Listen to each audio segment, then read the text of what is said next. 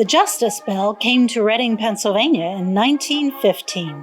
Known as the Liberty Bell for women's suffrage, this bell had many symbolic names, like the Suffrage Bell or the Women's Liberty Bell. It was inscribed with the words, "Establish Justice." Its clapper was chained to prevent it from ringing. This represented the silence of women who did not have the right to vote.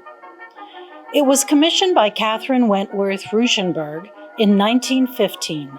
She was one of the 70,000 members of the Pennsylvania Women Suffrage Association.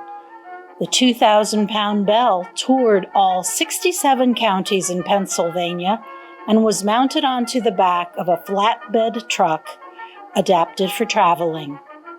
A Votes for Women banner was attached to the truck's back railing, along with a sign that read, "This bell will ring for the first time on the day that women of Pennsylvania are granted the right to vote." Suffragists escorted the bell to the counties and spent the summer zigzagging across the state. Unfortunately, the bell's clapper was not unchained following the November referendum. The amendment was defeated by the Pennsylvania male voters. All the counties of southeastern Pennsylvania, with the exception of Chester County, voted against it, some by wide margins.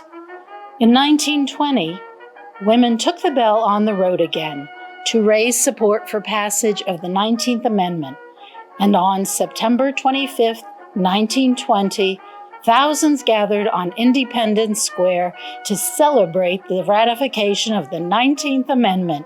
Women finally had the right to vote. Catherine Wentworth Ruschenberg spoke of the history and significance of the Justice Bell. A woman dressed as Justice marched out of Independence Hall and unchained the clapper. Then the bell was rung 48 times, once for each state in the Union, silent no more. In 1992, the Pennsylvania League of Women Voters and the Daughters of the American Revolution helped raise money to house it.